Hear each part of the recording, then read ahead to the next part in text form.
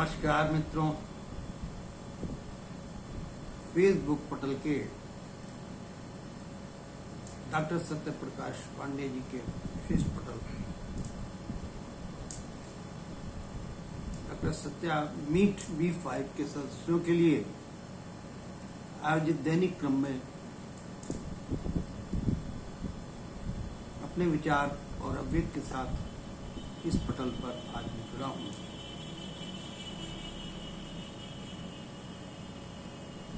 और इस पटल से हम अपने विचारों और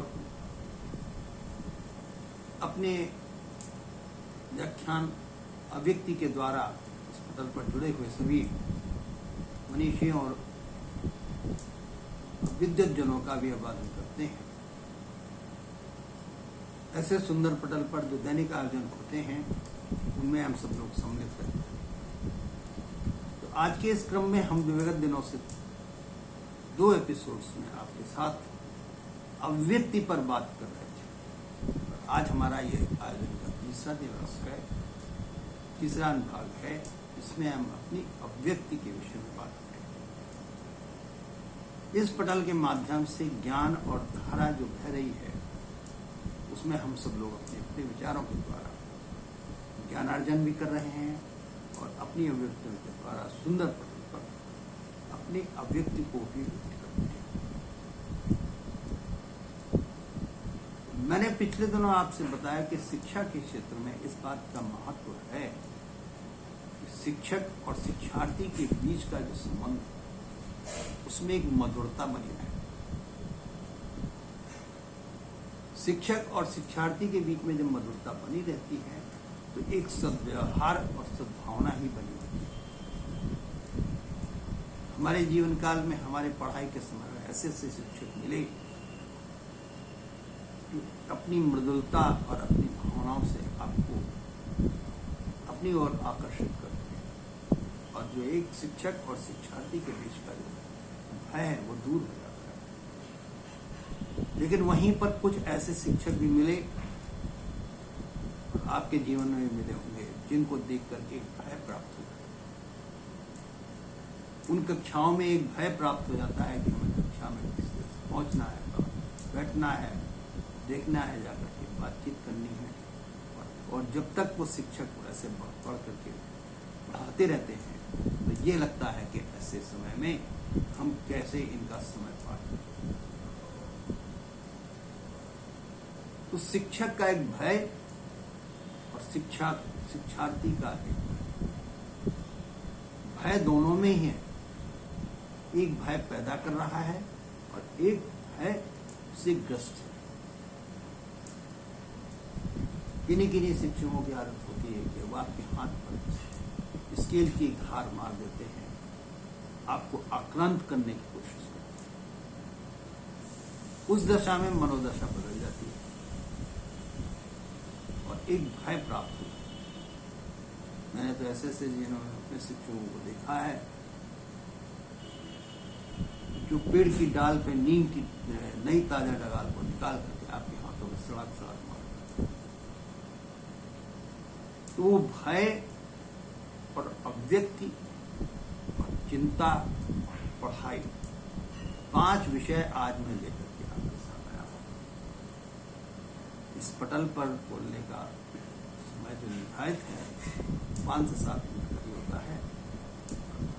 जब तक दैनिक क्रम के रोज के आयोजन में हम सम्मिलित नहीं हो रहे हैं तो मैंने ये 3 एपिसोड आपके सामने इसलिए बनाए हैं कि भय से मुक्त होकर किस तरह से शिक्षा कार्य हो और भय के द्वारा अगर व्यक्ति को पढ़ना पड़ता है तो उसके जीवन में क्या बदलाव होता है। कुछ लोगों की आदतें होती हैं आपके कान को खींच करती, कुछ लोगों की आदतें होती हैं आपके बालों को खींच करती, कुछ लोगों की आदत होती है कि आपको उल्टा खड़ा कर देती।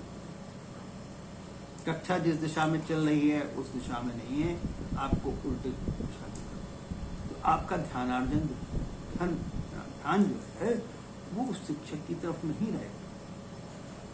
शिक्षक द्वारा दिए जा रहे वक्तव्य को वो पार्श्व में सुनेगा और पार्श्व में सुन करके उसके द्वारा जो उसको ग्रहण होगा वो उसके जीवन के लक्ष्य को कहाँ ले जाएगा। तो आज मैं आपसे वो और भय और अव्यक्ति के संबंध में बातचीत करने के लिए आपके सामने इस पटल पर उपस्थित हूँ। तो शिक्षक और भय और अव्यक्ति और शिक्षार्थी चार शब्दों का प्रयोग। शिक्षक, भय, अव्यक्ति और शिक्षार्थी। शिक्षक अपनी ड्यूटी पर मौजूद है, शिक्षा देना चाहता है, क्योंकि उसका वेतन उसको इस बात के लिए मिलता है कि वो शिक्षा दे।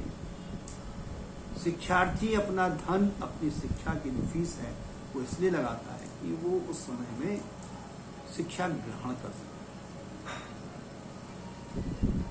अब जब शिक्षा ग्रहण कर सके और शिक्षा दे सके, दोनों का तालमेल जब नहीं होगा तो आप उत्तम शिक्षा प्राप्त करने में वंचित हो, आप भय से ग्रस्त रहेंगे और वो शिक्षक अपनी कक्षा को नियंत्रण करने के उद्देश्य से भयाक्रांत बना रहेगा। वो चाहता है कि एक भय प्राप्त रहे, हमारी कक्षा में कोई हमसे पूछे नहीं, कोई हमसे बोले नहीं, कोई हमसे प्रश्न नहीं करे और जो मैंने पढ़ा दिया वो पढ़ते रहना चाहिए। तो भय, शिक्षा, शिक्षार्थी और अव्यक्ति। कल हम अव्यक्ति के विषय में विस्तार से बातचीत कर रहे थे। इसका उद्देश्य ये था कि हमारे द्वारा दिए गए शिक्षा के कार्य में बोले गए क्लास को है वो ऐसे शब्दों द्वारा प्रयोग करके पढ़ाया जाए जिनको भी स्वयंग्राही हो, शिक्षार्थी अपने आप स्वयं ग्रहण कर सके, उसको इस बात की संभावना न रहे कि कोई उसको उन शब्दों का अर्थ बताए, उन शब्दों के विषय में उनकी विस्तृत चर्चा करे, उन शब्दों के बारे में वो बताना चाहिए।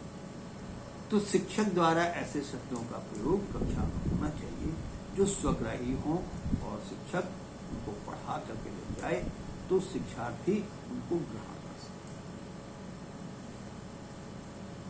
और भय मुक्त वातावरण होना चाहिए, सुंदर कक्षा होनी चाहिए, रोशनी की व्यवस्था होनी चाहिए, हवादार होना चाहिए, क्लासरूम्स में बच्चों के बैठने का स्थान इस तरह से होना चाहिए कि उनको दूरी भी महसूस हो और बहुत दूरी भी महसूस हो, क्योंकि बोलने वाले शिक्षक का जो शब्द है वो आखिरी कक्षा के आखिरी कुर्सी मेज पर बैठा हुआ विद्यार्थी तक पहुंचना चाहिए। तो ये इस तरह की अभिव्यक्तियों का जो वातावरण होगा तो हम उच्चतर शिक्षा की तरफ ले जाएंगे और शब्दों के विषय में ज्ञान, आपके जो निकाले हुए शब्द हैं, जो भाषा के शब्द हैं, वही आपकी कला। अन्यथा की स्थिति में होगा कि शिक्षार्थी आपसे कक्षा में पढ़ने से विमुख हो जाएगा और घर जाके वो पढ़ेगा तो पूर्णतया से उसको ज्ञान प्राप्त होगा। इन शब्दों के साथ आज की शिक्षा के इस अभियान के कार्यक्रम में अपनी जो अभिव्यक्ति दी है वो आपके साथ जुड़ी है और 3 अभिव्यक्ति हैं। हम इसको 5 एपिसोड तक आपको इस विषय में बात करेंगे। कल नया एपिसोड नए ढंग से तरीके से कक्षा में किस तरह से शिक्षार्थी को ग्राह्यता मिलनी चाहिए उस विषय में बात करेंगे। धन्यवाद, नमस्कार। शिक्षा के अभियान में मदन मोहन मालवीय जुड़े हुए हैं, मिलेंगे। श्रीकांत, नमस्कार। Meet member